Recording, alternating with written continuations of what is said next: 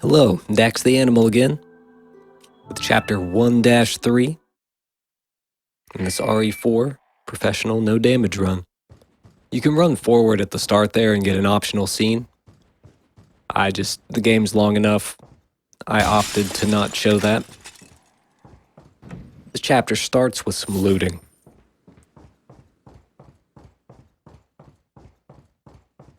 Like this right here, just an egg. Just an egg sitting in an oven. It's a strange game. There's a few enemies out here. Just getting the rifle ready. Now, if you line that up properly, you can shoot the chainsaw guy and also get a headshot on the guy in the back. But whatever, there's enough resources. Plenty of resources in the game, plenty of ammo. You don't have to worry about 2-for-1 trick shots or anything. They're just nice when they happen. With these guys, you can bait them into attacking just by getting close to them, starting to run towards them, like that, and they swing. A single pistol shot to the head during that will make them stagger.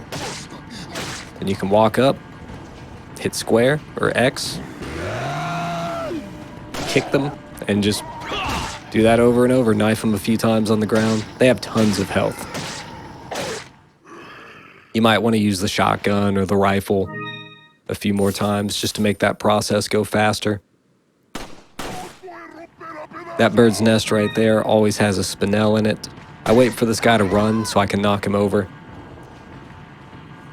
This bird's nest always has TMP ammo. It's not worth it. I don't get the TMP, nor does it really sell for that much. I use a flash grenade here, because those enemies they're spaced apart in such a way that it just feels like the best option. See how that guy on the right ran towards me? Sometimes he just minds his own business, but the behavior in this game can change now and again. If he decides to run towards you, your best bet's taking the long way around like that to get to this church. Otherwise, he'll probably run at you and grab you and do damage.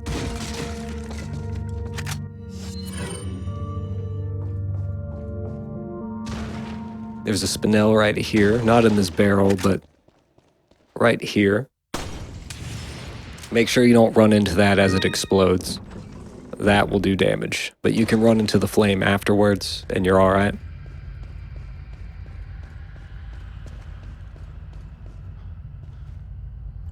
A little loot collecting here. You have to shoot that down before you can see these treasures.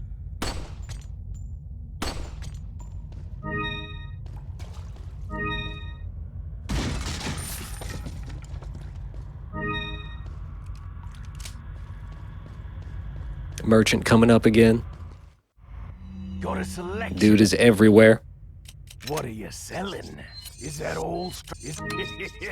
Thank you. Is that old? Is that old stranger? Is that old stranger? Struggling with the menu there. Don't do that.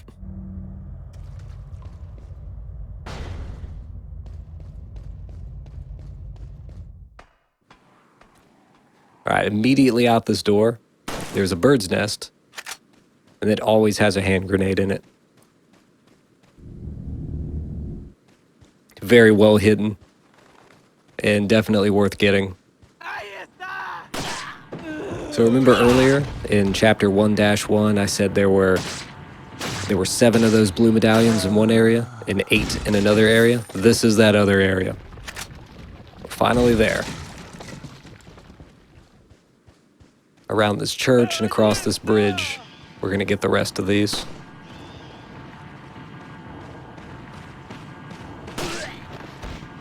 Again, whenever an enemy's running, you can just shoot them in the leg and they'll fall over.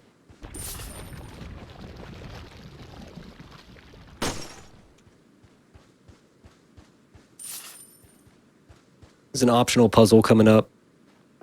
It gives us a good treasure, though, so it's worth it. There's also a blue medallion next to it. And a couple of enemies, so they might drop pesetas. The optional stuff in this game is generally worth it. Tends to not be very dangerous, and tends to have pretty good rewards. There was a bird's nest in that tree. When I shot that dynamite, it actually knocked the nest down. But if that guy is closer to you, then you might have to shoot the bird's nest yourself. See that incendiary grenade? That fell from the bird's nest. Blue medallion over here on the left. And here's that optional puzzle. Couple enemies first. See how she ran out? Usually she doesn't do that. She just sits back. And you can wait for this guy to light his dynamite and do the usual thing. Wait for him to throw it and shoot it, and it'll kill both of them. But she decided to run immediately, so I switched to the shotgun just to be safe. This puzzle solution is you hit 3 times, and you hit 4 3 times, and then you hit 3. So 3 3 3, 4 4 4, 3. And that's that.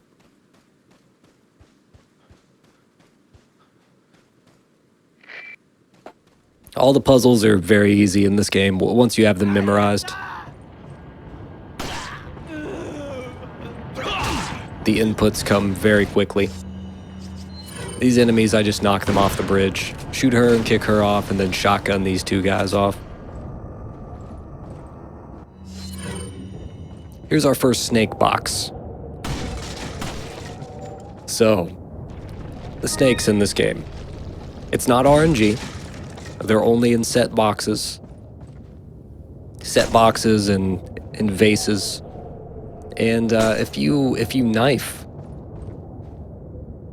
them, it's kind of strange. Sometimes you will break the box and kill the snake at the same time. Other times, it won't kill the snake, and then you can knife it again, no problem. Other times, your knife will just go right through the snake, and then it'll lunge at you. I hate the hit detection on the snakes, so if I bother with them at all, I sit back and shoot them with the pistol. Bunch of crows here, throw a flash grenade. Very much worth it. It takes all of them out. They all drop something. One of them even drops a flash grenade. So you lose nothing here. You get your flash grenade back, and then you get all these pesetas. Those crows were rich.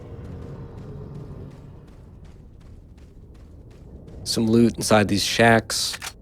When we come back here later, during a boss fight, those shacks are restocked with different items. We have another QTE coming up. And then a section that it's not too bad. A little bit of combat. There's 2 important items. And I just kind of get in and get out.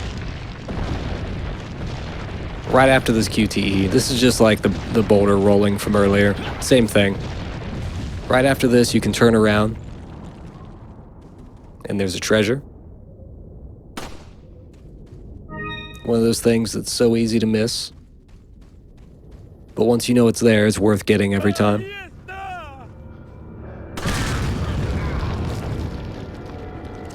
So, I said there were 2 important items in this area. One is an incendiary grenade. Those are always helpful. The other is a treasure. It's an antique pipe, and it's worth 10,000. And I think that's very much worth it. It's in a bird's nest. That'll be coming up pretty soon. So I kill a couple enemies just to be safe, just so they won't be on my back while I'm running through here. And up here is the bird's nest with the antique pipe in it. Enemies will blow themselves up here. There's tripwires all over the place, and the enemies just run into them. And around this corner is the incendiary grenade. And that's really all I want here. There's other stuff. You can loot to your heart's content. You can kill every enemy here if you want. There are some snakes swimming around. You can kill them and take their eggs. There's ammo, there's grenades, pesetas. But I don't like to linger in that area.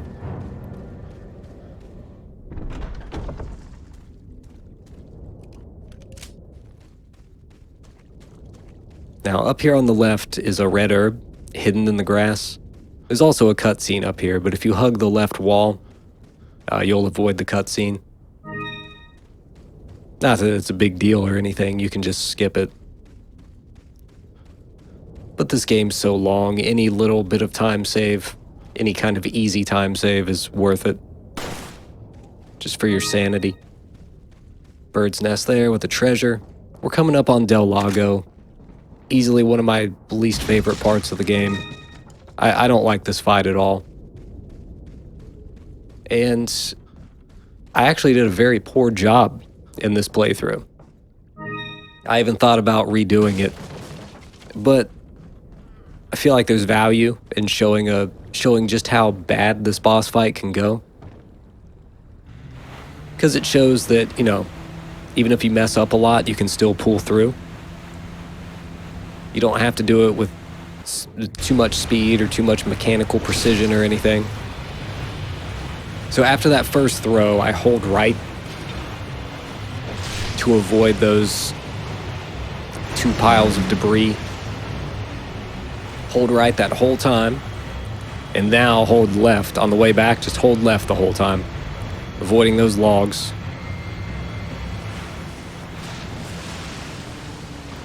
He decided to do this early. He doesn't always do that. I've always found Del Lago to be extremely random. If you use the D-pad here, Leon moves a lot faster. Like, he will aim way, way faster. So if you need to spin around, you need to do a 180. Use the D-pad for that. And then the analog stick for fine aiming. I say fine aiming, but the aiming's awful in this. And it feels even worse with the harpoon.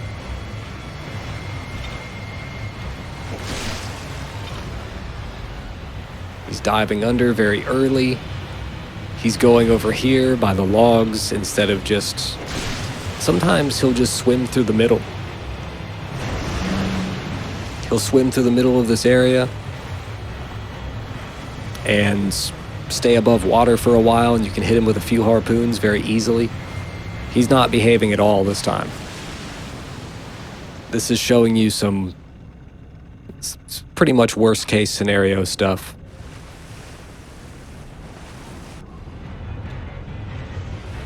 This is about as bad as this fight can go without getting hit.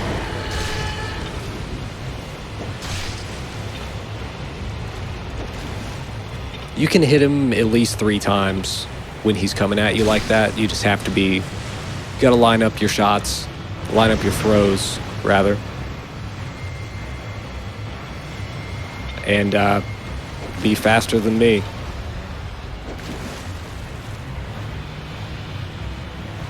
Here he is, misbehaving, diving under, bringing me past the logs again. That was a close call. Understatement. That was an inch away from a reset, is what that was.